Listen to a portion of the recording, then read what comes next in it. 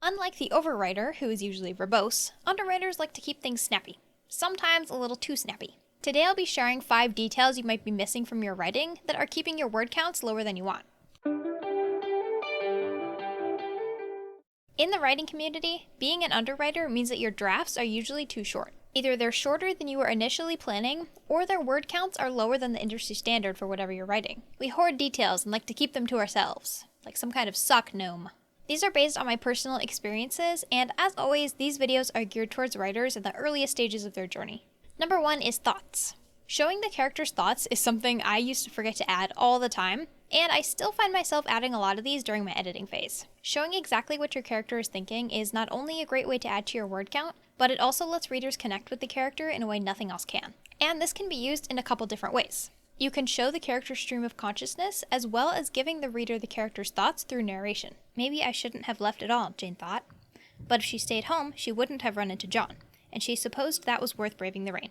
And pretend that's not terrible narration for a second, and you can see how this both adds to your word count and lets the reader feel more connected to the character. Some of the thoughts that I forget to add sometimes are questions that the characters are asking themselves. So see if you can show the reader what questions the character has about what's going on. Are they connecting dots or trying to figure out who done it? These are thoughts you might be able to show the reader directly. Another thing is a character's expectations. If your character's making assumptions on a limited set of information, this is something else you can show them thinking about. If so, this is something you can use to distract the reader that will make plot twists more interesting later on. Another thing you can do is show the character's opinions as they're changing throughout a conversation.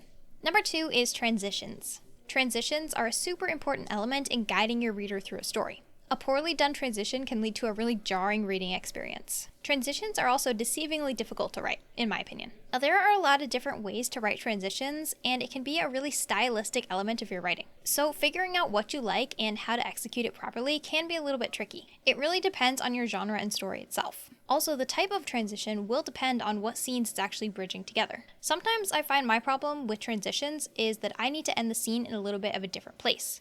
So if I'm struggling with a transition, I like to go back to the previous scene and see if I can tweak the ending a little to make the transition smoother. Now sometimes this leads to a few extra sentences or even extra paragraphs in some cases at the end of a scene. Then I often have to do the same thing for the start of the next scene. So for me personally, I have to start my scenes a little bit earlier than I first think. I don't know why I have this problem, but it's a reoccurring thing. So as you can see, this really easily helps add to my word count when I have to go back and add a couple paragraphs. And bonus points, this is also helpful for your pace. Okay, number 3 is senses.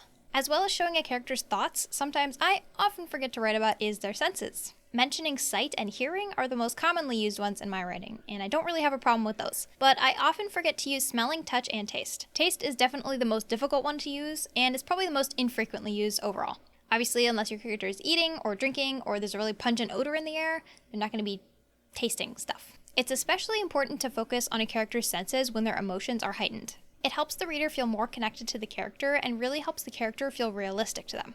And just the occasional extra mention of one of these senses is really going to help your word count. Number 4 is settings. Setting the scene isn't just for the first paragraph of your chapter. When I'm drafting, I find myself describing the location of a scene in the very beginning, and then not mentioning it again for the rest of the whole scene. Usually the majority of your setting the scene and descriptions is going to be in just 1 or 2 places, but a little detail here and there about the things around the characters is really going to help ground the reader in the story. And number 5 is reactions. The reactions of different characters is something really easy to miss when you're drafting, especially when you're an outliner who's just excited to get to the next plot event. Whether this is just a conversation or an entire battle, the way that the character feels about something and how they make decisions based on their information is something that the reader really wants to see. Let them see not only how they feel about things, but how those feelings affect their choices. The character's choices are usually how things move forward in the story. So make sure you're allowing the reader to come with the character on these decisions that they're making. Show how they are thinking about things, the way that they connect different dots. So don't keep these things from the reader. Let them experience these decisions with the character inside the character's mind. These things are like spices. You add a little bit to each piece. You add whatever that piece needs to make it its best version of itself. They're small pieces that bring it all together in the end. I think more often than not, underwriters tend to be outliners and overwriters tend to be pantsers.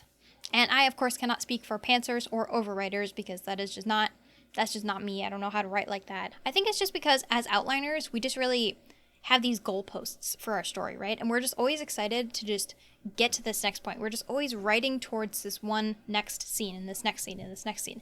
But we're not really taking into consideration all the changes that need to happen to get us up to that point. I don't know if that's really accurate though, that's just something that I have perceived through the writers that I personally know. If you'd like to dive into the world of Alexia, you can check out Age of the Gods, which is a free short story I'll have linked down below.